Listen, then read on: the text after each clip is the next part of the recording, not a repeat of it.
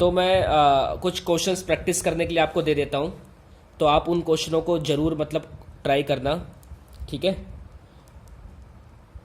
और उसके बाद मुझे एक बार इसका आंसर चेक करा देना, ताकि मुझे पता लग जाए कि आपको सच में आ गया है समझ में या नहीं आया है, ठीक है। तो क्वेश्चन लिख लेना मेरे साथ साथ में। पहला क्वेश्चन है NNP एट FC कैलकुलेट करना है आपको।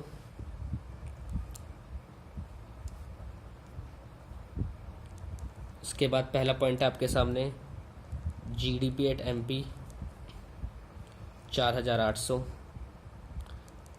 सॉल्व करना इसको जरूर। अप्रत्यक्ष कर है 300।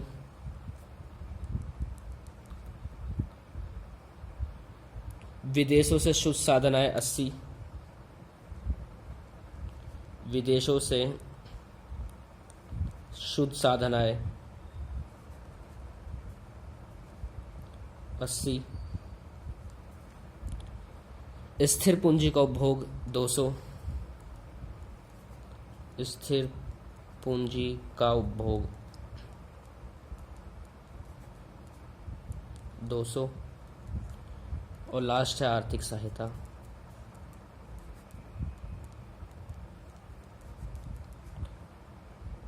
साठ। तो पहला क्वेश्चन था ये, ठीक है। इन क्वेश्चनों को आप जरूर ट्राई करना, क्योंकि जब तक ये क्वेश्चन सॉल्व नहीं होंगे तो राष्ट्रीय आय में आगे बढ़ने से कोई फायदा नहीं है। अभी काफी बड़ा चैप्टर है पूरी बुक का राष्ट्रीय आय। तो मैंने एक क्वेश्चन और लिख दिया है आपको। इस क्वेश्चन में GDP एट MP कैलकुलेट करना है, आपको राष्ट्रीय आय गिवन है। अब देखो क्या है ना कि राष्ट्रीय आय गिवन है, मैं हिंट दे देता हूँ। मैंने आपको बताया था कि कोई भी आय, चाहे वो घरेलू आय हो चाहे वो राष्ट्रीय आय हो, वो साधन लागत पर शुद्ध मानी जाती है। तो इसका मतलब ये NNP एट FC गिवन है आपको, ठीक है। तो कई बार क्या होगा, ये ना लिख के वो ये लिख देगा, तो कंफ्यूज मत होना। ये आपको NNP एट FC गिवन है, आपसे ये इन्फॉर्मेशन पूछ रहा है। स्थिर पूंजी का उपभोग, विदेशों से साधन आय, अप्रत्यक्ष कर, आर्थिक सहायता, विदेशों को साधन आय, ठीक है। आप ये क्वेश्चन जरूर बनाना, ठीक है। मैं 3-4 क्वेश्चन दे देता हूँ करने के लिए आपको, उसके बाद मुझे चेक करा लेना, तभी हम आगे बढ़ेंगे।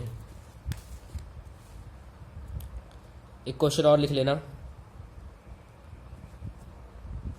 तो एक क्वेश्चन मैंने दिया है लिखने के लिए, सॉल्व करने के लिए।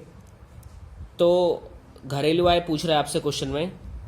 तो घरेलू आय का मतलब मैंने आपको बताया था क्या होता है। कोई भी आय, चाहे वो राष्ट्रीय आय, घरेलू आय हो, साधन लागत पर शुद्ध मानी जाती है। तो इसका मतलब ये हो जाएगा आपका NDP एट FC आपको कैलकुलेट करना है, ठीक है। बाकी आपको GNP एट FC गिवन है ही। अप्रत्यक्ष कर आपको पता है, विदेशों से साधन आय पता है, विदेशों को, और स्थिर पूंजी का उपभोग। आप इन क्वेश्चनों को एक बार जरूर बनाना और एक बार मेरे से आंसर जरूर क्रॉस चेक कराना, तभी राष्ट्रीय आय का आपका बेस क्लियर रहेगा। दूसरा ये कि अगले क्वेश्चन में ना मैंने क्वेश्चन ट्विस्ट कर दिया है। मैंने क्वेश्चन में NDP एट MP भी दे दिया है और GNP एट FC दे दिया है। मैंने दोनों वैल्यू दे रखी है। मैंने आपसे मूल्यह्रास पूछा हुआ कि मूल्यह्रास कैसे निकलेगा, ठीक है। तो ये क्वेश्चन थोड़ा सा ऑड क्वेश्चन है। इस क्वेश्चन का मैं हिंट दे देता हूँ करने के लिए, आपको करना कैसे है। देखो आपको करना क्या है कि आपको क्वेश्चन में दोनों चीज़ गिवन है, NDP एट MP भी गिवन है और GNP एट FC भी गिवन है। तो आपको करना क्या है, देखो मैं बताता हूँ, सुनो ध्यान से। या तो आप इसको इसमें चेंज कर लो, या फिर आप इसको इसमें चेंज कर लो। कैसे भी करो, आपका आंसर दोनों से सेम आएगा। सपोज करो कि कोई बच्चा चाहता है कि N को वो G बनाना चाहता है, D को वो N बनाना चाहता है, MP को वो FC बनाना चाहता है। या कोई दूसरा बच्चा जो G को N बनाना चाहता है, वो N को D बनाना चाहता है, FC को MP बनाना चाहता है। तो आप कैसे भी सेम बनाओ, चाहे इसको इसके जैसा बना लो, चाहे इसको इसके जैसा बना लो, ठीक है। तो जैसे ही आप सॉल्व करोगे ना क्वेश्चन, तो आपको कुछ हद तक सॉल्व हो जाएगा ये क्वेश्चन, आंसर आ जाएगा आपका। ट्राई करना, नहीं होगा तो अगली क्लास में इस क्वेश्चन को कराऊंगा बिल्कुल, ठीक है। तो देखो चैप्टर बस यहीं तक का था, सब प्रैक्टिस के क्वेश्चंस हैं। अगर आप इन क्वेश्चनों को बनाओगे और मुझे बता दोगे तो फिर मैं आगे और क्वेश्चंस दूंगा करने के लिए, ठीक है। इसमें कोई टॉपिक ज़्यादा कुछ खास है नहीं, बस यही फैक्ट्स आपको समझने थे इसके अंदर में, और यहीं से क्वेश्चंस वो आता है, ठीक है। एक लास्ट टॉपिक लिख लेना इसमें। अब पूछ सकता है वो कि लिख लो, तब भी आ सकता है एग्जाम में। घरेलू आय और राष्ट्रीय आय में अंतर बताइए। और राष्ट्रीय आय में अंतर, तो घरेलू आय और राष्ट्रीय आय में क्या अंतर होता है? मैंने कहा था घरेलू आय को क्या बोला जाता है? NDP/FC, और राष्ट्रीय आय को बोला जाता है NNP/FC। ठीक है, तो अंतर पूछ रहा है कि दोनों में अंतर बताना है क्या होता है। तो ज़्यादा अंतर है नहीं इसमें, मैं सीधा लिख देता हूँ घरेलू आय और यह है आपका राष्ट्रीय आय।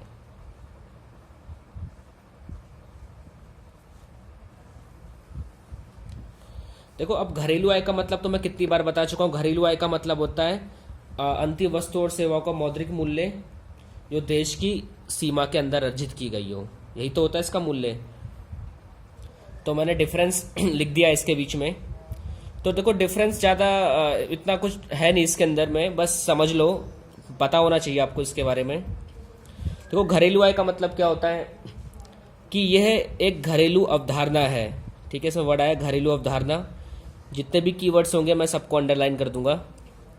यह अंतिम वस्तुओं और सेवाओं के मौद्रिक मूल्य को सम्मिलित करता है जो देश की घरेलू सीमा के अंदर उत्पादित की गई हो।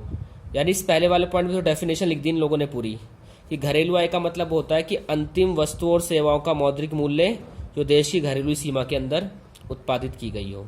ठीक है, सेकंड पॉइंट इसमें लिखा है कि यह सभी उत्पादकों को सम्मिलित करती है जो देश की घरेलू सीमा में स्थित हो। मैंने कहा था आपसे, घरेलू आय का मतलब होता है कि भाई देखो, वो उत्पादक कोई भी हो सकता है। सभी का मतलब वो देश का भी हो सकता है, वो विदेशी आदमी भी हो सकता है। बस है कि उसे जो वस्तुओं और सेवाओं का जो उसे निर्माण करना है ना, वो देश की घरेलू सीमा के अंदर ही होना चाहिए बस। तो हम उसे घरेलू आय में जोड़ते हैं। मैं बहुत बार बता चुका हूँ घरेलू आय के बारे में, बहुत बार। तो मुझे लगता है इसमें ज़्यादा कुछ है नहीं इसमें डीपली में जाने की। ठीक है, और ये विदेशों से प्राप्त शुद्ध साधन आय को सम्मिलित नहीं करती। इसका मतलब ये है कि विदेशों को, जैसे विदेशों से प्राप्त आय, जैसे मैंने कहा था कि मान लो कोई इंडियंस है, वो अमेरिका में रहता है और वो फिर यहाँ पैसे भेजता है कमा के, तो उसे घरेलू आय में सम्मिलित नहीं किया जाएगा, क्योंकि विदेशों से प्राप्त साधन आय को यहाँ सम्मिलित नहीं करते हैं। जो भी आय होनी चाहिए देश की घरेलू सीमा में ही स्थित होनी चाहिए सिर्फ, और वो घरेलू सीमा के अंदर तो है नहीं, इसलिए इस वजह से इस आय को सम्मिलित नहीं किया जाता। बात करते हैं राष्ट्रीय आय की। घरेलू आय अगर समझ में आ गया तो राष्ट्रीय आय में कुछ है नहीं। यह एक राष्ट्रीय अवधारणा है। ये अंतिम वस्तुओं और सेवाओं के मौद्रिक मूल्य को सम्मिलित करता है जो शेष विश्व में उत्पादित होते हैं। बिल्कुल सही बात है। मैंने कहा है कि भाई देखो, राष्ट्रीय आय में क्या होता है कि जो वर्कर है, जो इंडिया के वर्कर्स हैं, जो बाहर रहते हैं और जो वो पैसा कमाते हैं ना, या जो वस्तुओं और सेवाओं का निर्माण करते हैं, उनको लिया जाता है राष्ट्रीय आय में। यह उन सभी उत्पादकों को सम्मिलित करती है जो देश के सामान्य निवासी हो। यहाँ पर एक वर्ड आ रहा है सामान्य निवासी, मतलब वो जो वस्तुओं और सेवाओं का निर्माण भारतीयों ने ही किया हो। जैसे मैं आपको एग्जांपल बता चुका हूँ कई बार कि मान लो कि आपका कोई रिलेटिव है, वो अमेरिका में रहता है और अमेरिका में जाके वो पैसा कमा के आपको भेजता है, तो जो उसकी इनकम है ना, वो अमेरिका के GDP में कैलकुलेट होगी। ठीक है, और भारत के राष्ट्रीय आय में कैलकुलेट होगी, क्योंकि ये उन सभी उत्पादकों को सम्मिलित करता है जो देश के सामान्य निवासी है। ठीक है, मैंने आपको निवासी और नागरिक में डिफरेंस मैंने बता रखा है, क्या होता है, दोनों में अलग अलग डिफरेंस है। और अगला पॉइंट है कि ये विदेशों से प्राप्त शुद्ध साधन आय को सम्मिलित करती है। जब आप कभी घरेलू आय निकालते हो ना, उसमें जब जैसी विदेशों से प्राप्त शुद्ध साधन आय जोड़ते हो तो राष्ट्रीय आय निकल जाता है। तो घरेलू आय और राष्ट्रीय आय में जो डिफरेंस होता है ना, सिर्फ वो विदेशों से प्राप्त शुद्ध साधन आय का डिफरेंस होता है। यही डेफिनेशन है घरेलू आय और राष्ट्रीय आय के बीच में। तो जो आपको कन्वर्ट करने का तरीका मैंने आपको बताया था, साधन से बाजार पे जाने का, सकल से शुद्ध पे जाने का, घरेलू आय से राष्ट्रीय आय पे जाने का, तो वो तरीका आपको पता होना चाहिए। उसी के बेस पे अगर वो कॉन्सेप्ट्स आपके क्लियर है, वो क्वेश्चंस मैंने कुछ करा दिए हैं, इनके क्वेश्चंस जरूर करके मुझे बताना। उसके बाद ही हम राष्ट्रीय आय के चौथे चैप्टर पे जाएंगे हम। अगर ये तीनों चैप्टर आपको अच्छे से क्लियर है, तब जाके आपको चौथा चैप्टर जल्दी समझ में आ जाएगा। ठीक है।